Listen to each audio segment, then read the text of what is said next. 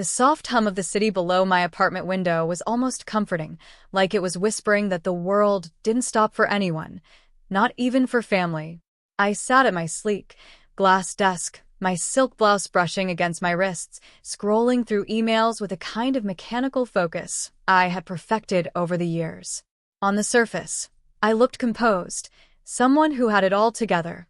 A thriving career, a chic apartment in downtown Chicago, a life that seemed enviable.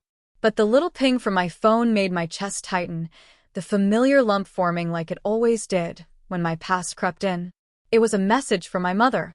"Hope you're feeling better. We're having our anniversary dinner tonight. Wish you could be here." I stared at the screen, my fingers hovering over the keyboard. A flash of anger, hurt, and irony washed over me.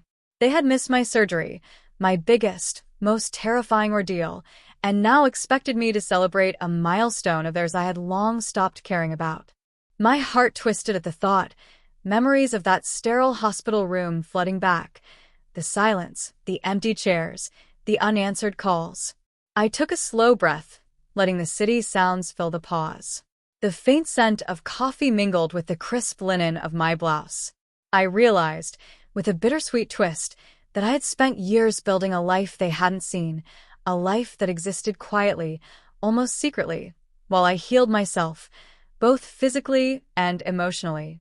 And yet, here I was, being reminded of the one thing I had lost, their presence when I needed it most.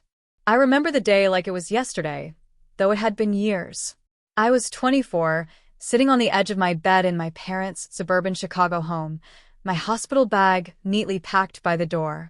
The letter from my doctor had arrived that morning, confirmation of the surgery I needed urgently. My heart had been pounding, a cocktail of fear and determination, but I wasn't prepared for the storm that awaited me at home. "Are you seriously considering this?" my mother had asked, her voice sharp with disapproval.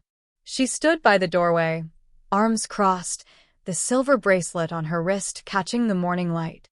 My father, leaning against the kitchen counter, had only raised an eyebrow, saying, "You're overreacting, as usual." The sting of their words cut deeper than the thought of the procedure itself. I felt my hands shake, my throat tightening with unshed tears. They didn't see the panic, the nights I spent researching, or the way my body had already begun to betray me. They didn't see the fear that made me tremble quietly in my room while they whispered plans for their weekend getaway. I sank onto the bed, clutching a small locket my grandmother had given me years ago. Inside was a faded picture of her smiling, her eyes alight with quiet pride. "Remember, Anna," she had whispered the last time she visited, "your courage doesn't depend on anyone else's approval. You are enough. Always enough." I pressed the locket to my chest, drawing strength from her words, and felt a tiny spark of resolve ignite within me. "I'm doing this," I said finally, my voice shaking but firm. "With or without your blessing." They didn't argue further. Their silence was sharp, almost suffocating. I knew they wouldn't attend, and in that moment, I realized something painful but liberating. I would have to stand alone. Not out of bitterness, but because my life and my health depended on it. I packed the last of my things, took a deep breath, and left the house with a quiet dignity I hadn't known I possessed. That day marked the first time I truly understood independence. The fear of rejection had given way to the fire of self-preservation, and though the empty chairs at my hospital bed haunted me, they couldn't dim the resolve that now burned brightly within me. I was on my own, but for the first time, I felt ready to thrive.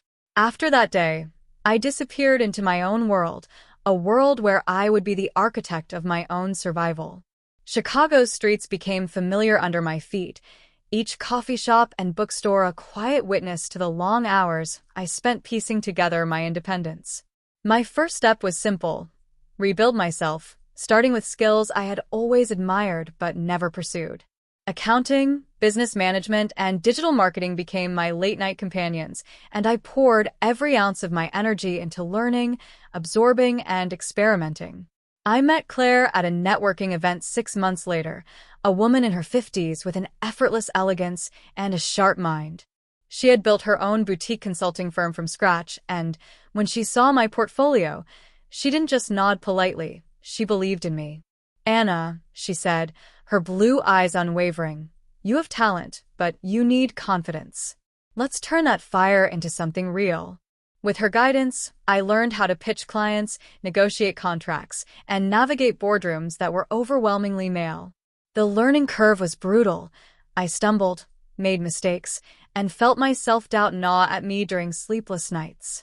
But each small victory, the first contract signed, the first client praising my work, the first deposit hitting my bank account, felt like a secret triumph, a silent testament to my resilience. All the while, my success remained a quiet secret. My parents only saw modest social media updates, an occasional coffee selfie, a blurred background of an office I claimed was just some work meeting. They didn't know about the real growth happening behind closed doors, the luxury apartment I rented in a quieter part of the city, the small art collection I had begun to curate, the independence that tasted both sweet and empowering.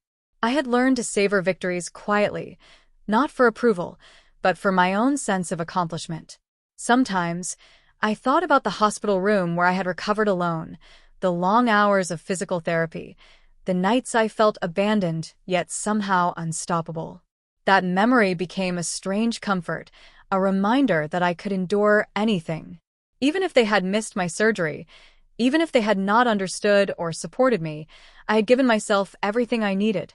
By the time I was 29, I owned a consultancy that had grown faster than I ever imagined, with a roster of clients that spanned the country. Each meeting and negotiation honed my confidence, and every check that cleared reminded me, I had built this. And the most delicious part? They had no idea. My parents continued with their lives, celebrating milestones I had quietly sidestepped, while I thrived in a world they assumed I had merely survived. In that quiet, private triumph, I found something more profound than wealth or success. I discovered self-respect, resilience, and a power that didn't require their acknowledgement. My life was my own, carefully curated and fiercely protected. And for the first time, I understood the intoxicating truth of independence, the freedom to rise without waiting for permission, and the quiet satisfaction of knowing I had done it all on my own. It was a crisp Saturday morning when I heard the chime of the elevator announcing visitors. I glanced at the security camera feed, my parents, all smiles, holding a bouquet of lilies, stepping out of their black SUV. They had expected the same daughter they'd left behind years ago, the quiet, struggling one, still fragile, still dependent. I smoothed the silk blouse I had chosen for the day, a subtle lavender that complemented my eyes, and walked toward the door. My apartment had become a sanctuary of understated elegance, sunlight spilling over the hardwood floors, walls adorned with abstract paintings I had collected on trips and auctions, shelves lined with books that chronicled my journey from ambition to mastery. A vase of fresh white orchids on the console table added a quiet sophistication, a subtle statement of care and attention to detail. They stepped in, their smiles faltering slightly as they took in the space. My father's jaw tightened, my mother's fingers instinctively fidgeting with her necklace. "Anna," my mother began, I gestured for them to pause, letting the silence stretch. It was deliberate. I wanted them to absorb everything before I spoke, the subtle power in the space, the careful curation of my life. "I see you've come for our little anniversary," I said gently, yet with an edge of irony. Their eyes flickered, the realization dawning that this wasn't the timid daughter they expected. I led them into the living room. The walls bore awards, plaques, and framed certificates, each a testament to years of effort they had overlooked. A sleek glass coffee table displayed magazines featuring my work and projects that had quietly made headlines in the business world. My father's mouth opened slightly. My mother's hand hovered over her chest, as if to steady a heart suddenly too aware of its daughter's accomplishments. "I thought you'd want to see this before we talked," I said, motioning to the portfolio of my company's growth charts, financial statements, and press clippings laid out neatly on the table. "This is what I've built. The consultancy you assumed I was struggling through? It's now one of the fastest-growing firms in Chicago, with clients across 5 states. The office you didn't visit? I own it. The accounts you thought I could manage? I control them. Every project, every contract, every success, I achieved it without your acknowledgement, without your presence. Their faces shifted through disbelief, guilt, and astonishment. My father's lips pressed into a thin line, my mother's eyes glistened, but I could see the shame hidden beneath the surface. I continued, letting my words flow like a river of truth. You missed my surgery. You weren't there when I needed you most. And I survived. Not only that, I thrived. And here I am, not broken, not waiting, not in need of validation. I've made a life that's mine, completely mine. The silence afterward was heavy, yet charged with the unspoken understanding of what had been lost. Their anniversary plans, the dinner they expected me to attend, the smiles they'd hoped for, they were all secondary to the reality that had quietly unfolded over the years. I had become the woman they never anticipated, the woman they now had no choice but to acknowledge. And in that quiet confrontation, I realized something vital. Power, true power, wasn't about revenge. It was about presence. It was about showing up for yourself, fully, unapologetically. And for the first time in years, I felt an exhilarating, unshakable calm. The daughter they missed, the woman they underestimated, was standing taller than ever. I watched them process the truth, the shift in energy almost tangible. The daughter they had once dismissed now stood as the architect of her own life, a woman unshaken by their absence, unbowed by their expectations. I felt a quiet satisfaction, not from malice, but from the clarity of the position I now held. The power dynamic had shifted, and I intended to use it not to punish, but to set boundaries and redefine the relationship on my terms. I want to be clear. I began, my voice steady and deliberate. I'm willing to rebuild some connection, but it will happen differently from before. Things cannot go back to the way they were. I'm not here to fill gaps you left. I'm here to decide what kind of family interaction works for me, and for us moving forward. My parents nodded cautiously, uncertainty flickering in their eyes. First, I said, addressing my father, I need you to understand responsibility. That means acknowledging when you've failed to be present and making genuine effort, not just gestures. You will attend the next family event that matters to me, not out of obligation, but out of accountability. My father swallowed, the gravity in my tone leaving little room for negotiation. Turning to my mother, I added, you will let go of judgment. You cannot undo the past, but you can show support without criticism. I need that from you before we attempt to rebuild any relationship. Her fingers tightened around her handbag. I could see the struggle between pride and remorse. Second, I continued, my hands resting on the polished surface of the coffee table.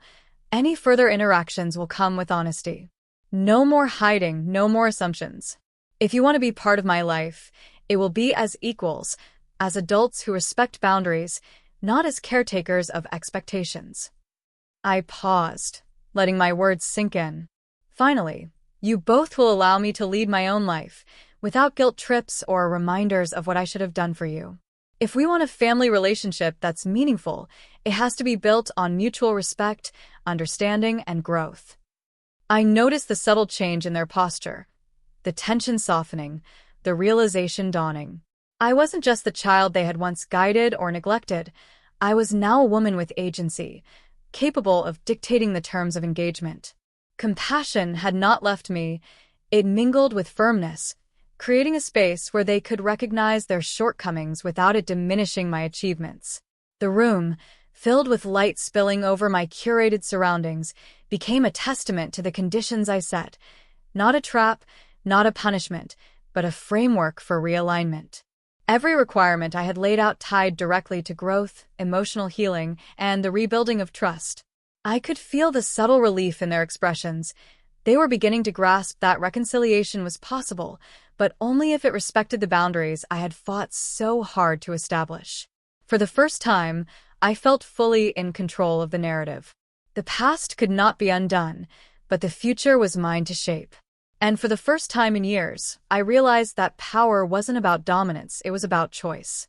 I had survived their absence, rebuilt myself, and now I determined the terms of engagement. And that was more empowering than any resentment, more satisfying than any approval I had once sought. Over the next few months, subtle changes began to ripple through our interactions. My parents didn't suddenly transform into perfect allies or erase the years they had missed. But they began to show up literally and emotionally on my terms. My father stopped questioning my choices and started asking genuine questions about my projects, sometimes even offering thoughtful suggestions. My mother, once quick to criticize, learned to listen, letting me share my victories and setbacks without judgment. Their efforts were small at first, tentative, but they were visible, tangible signs of growth. I, too, shifted. I noticed that my own heart, once heavy with resentment, was lightening. The anger that had lingered like a shadow over my accomplishments softened into a quiet acceptance. I could celebrate the person I had become without needing them to validate every step of the journey. My apartment, with its soft sunlight, its curated art, and the faint scent of orchids, felt more like home than it ever had before. The little locket from my grandmother sat on my desk, gleaming softly. I held it one morning, remembering her words, "Your courage doesn't depend on anyone else's approval. You are enough." That wisdom had carried me through sleepless nights, painful recoveries, and moments when I doubted myself. Now, it was a quiet emblem of triumph, a reminder that the strength to endure and thrive had always been within me. I reflected on the choices I had made, prioritizing my health when no one else would, building my life from scratch, and defining my own worth. Each decision had been a step toward reclaiming myself, a declaration that I would not be sidelined or diminished by the people who should have been my anchor. I realized that independence and power didn't come from wealth or recognition alone. They came from owning your story, embracing your scars, and shaping the relationships you allowed into your life. That evening, as the sun dipped behind the city skyline, I sat by the window and took a deep breath.